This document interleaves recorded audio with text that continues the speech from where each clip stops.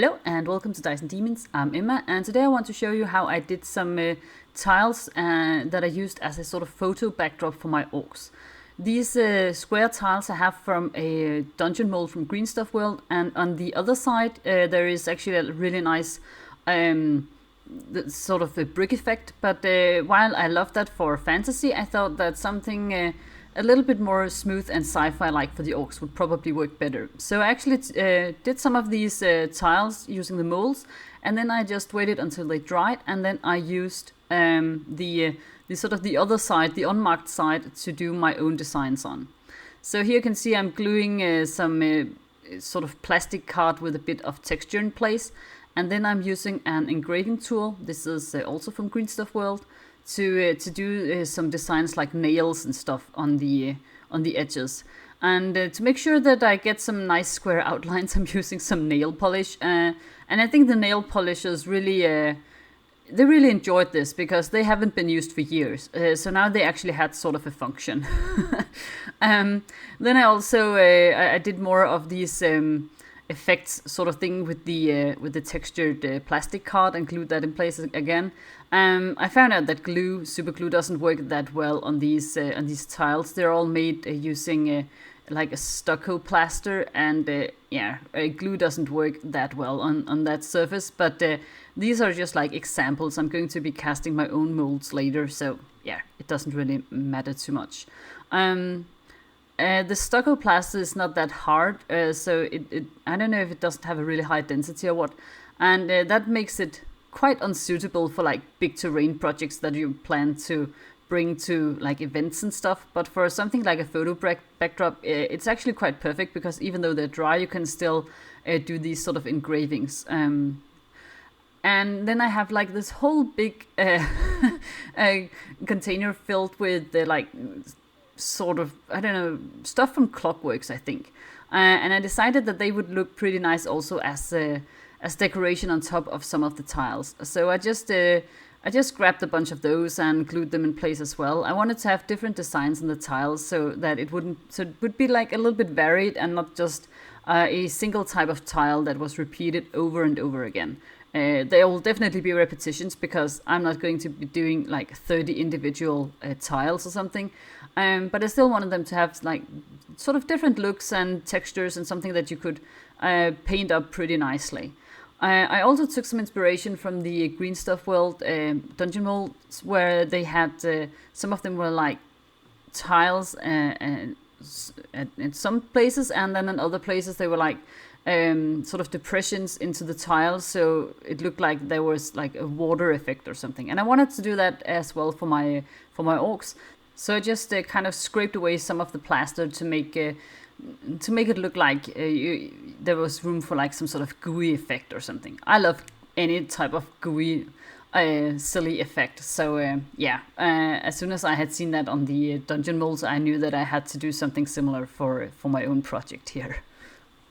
I also decided I wanted like an orc face or skull or something on some of the tiles, and I thought that just drawing it on one single tile would be quite small. So I put like 4 tiles together, and then did a like a classic orc face skull design, and just trying to match up the edges as well as I could, so that it would look like something that was actually meant to go together, and not like 4 different tiles that vaguely resembled one another and vaguely would go together.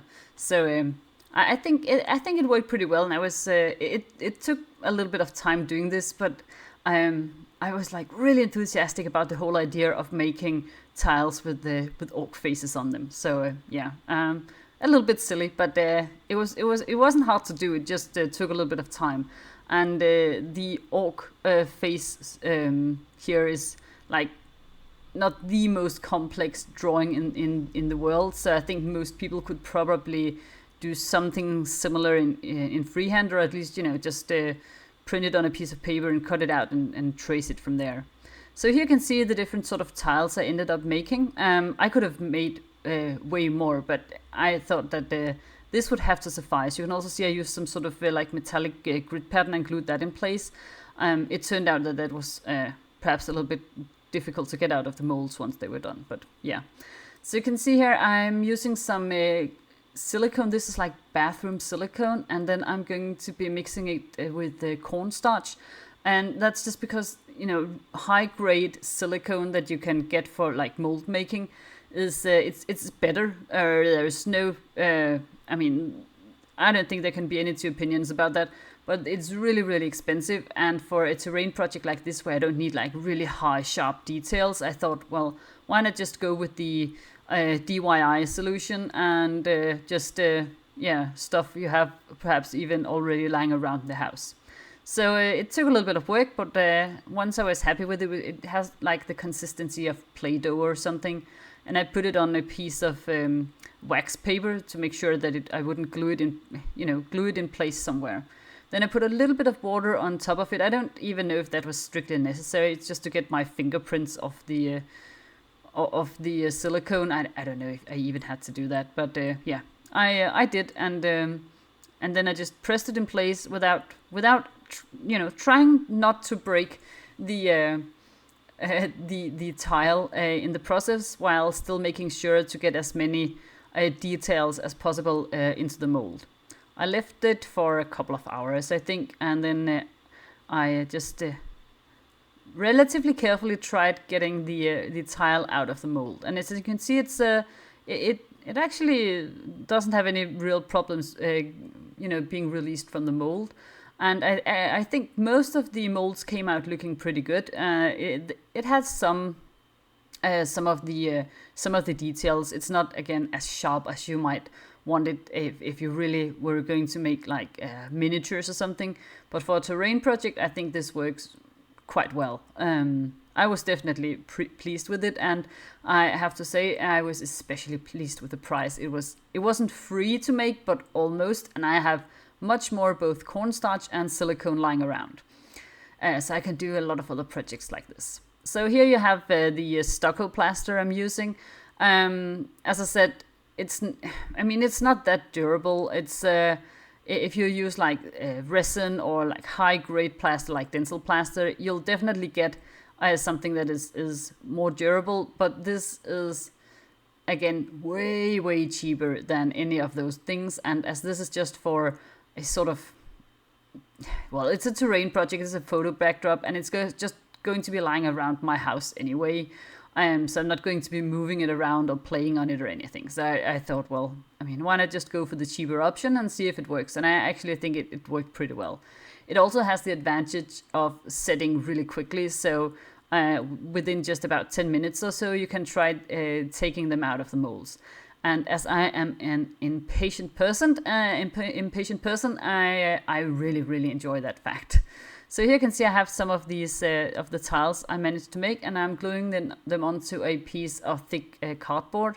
It would probably be better with MDF or something, but I just had this piece of cardboard lying around and thought it had a nice size for the project I wanted to make. So yeah, I just went with that. And then once I was done gluing all the tiles in place, I put a couple of books on top of them and left them overnight. And I don't think it hasn't warped a lot at all.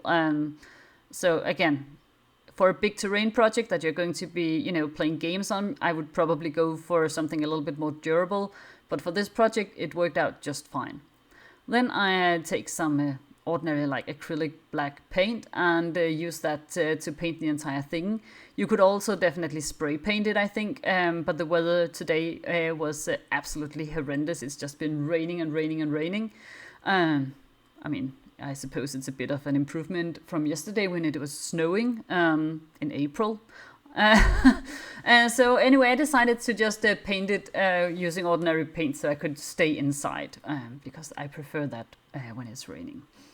Yeah, just some cheap acrylic black paint. I'm definitely not going to be using like high-grade miniature paints for a project like this. That would just be, again, expensive, and I mean, it's not necessary at all. Then I do a dry brush using some silver, and in this case I actually use some miniature silver paint. It's not because it was necessary, but that's because it was the only silver paint I had lying around, And now I was getting, to this point, and I was almost done. And so I didn't want to, wait until I went somewhere and could buy a bit of cheaper paint. So, miniature paints are definitely not required for a project like this. I had a lot of fun dry brushing, especially this orc face. I think it came out pretty nice. You can definitely see that there are 4 different tiles, but I don't think that matters too much because it fits the look of the rest of the project, I think. Then I went over some of the edges with the Typhus Corrosion from Citadel, because I wanted to do some rust effects, because I want this board to resemble the bases on my orcs, and I have used Typhus Corrosion dry brushed with orange like this on every single orc base I have made. So even though Typhus Corrosion is again a little bit expensive on a terrain project, I decided that it was worth it. And I mean, I haven't used a whole bunch because it was just on the edges. So I think all in all, it was quite okay. So. Yeah, and I love doing these dry brushing with the orange. It just, picks up the details so nicely. Then for the gooey effects on the bases, I painted the sort of depressions in the tiles using a green, what's it called? Mood green from Citadel. And you could also use really cheap, like acrylic paints from a DIY store. But that's just it just happens to be a green color I really like, and it's not like it's a whole big thing I'm painting anyway.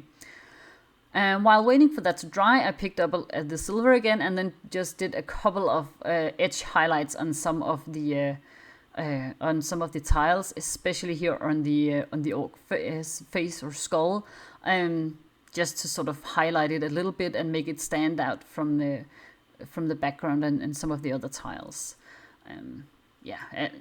This was definitely not necessary. It's just something I like doing, and also on most of my bases for the orcs I have done a little bit of edge highlighting using silver paint, so I thought it would sort of tie the whole thing together nicely.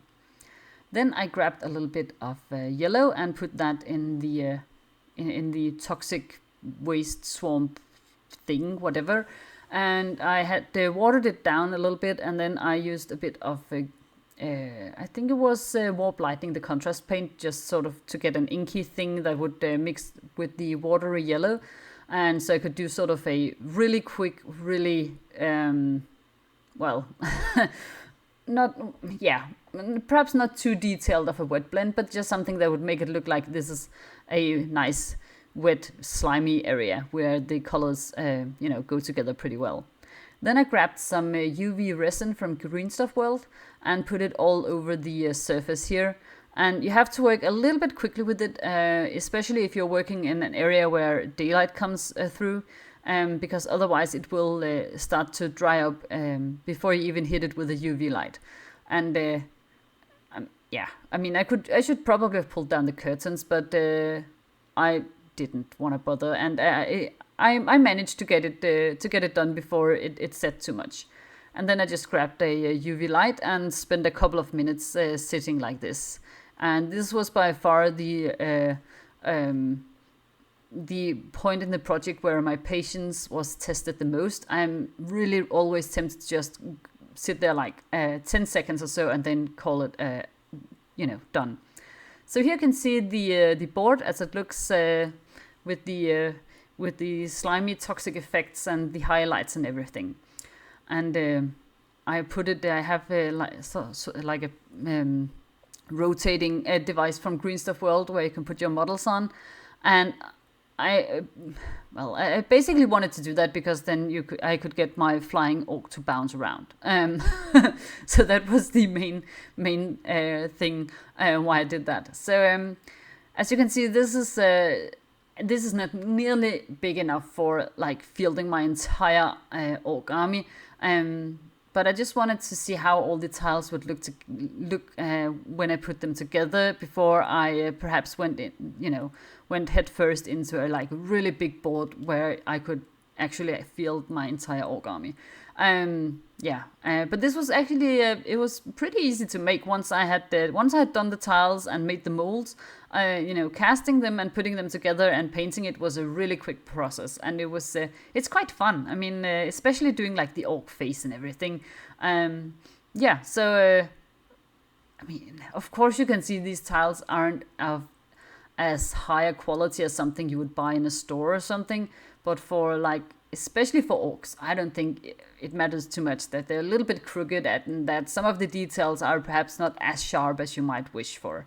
It was definitely a fun project, and now I feel like tempted to do more projects like this.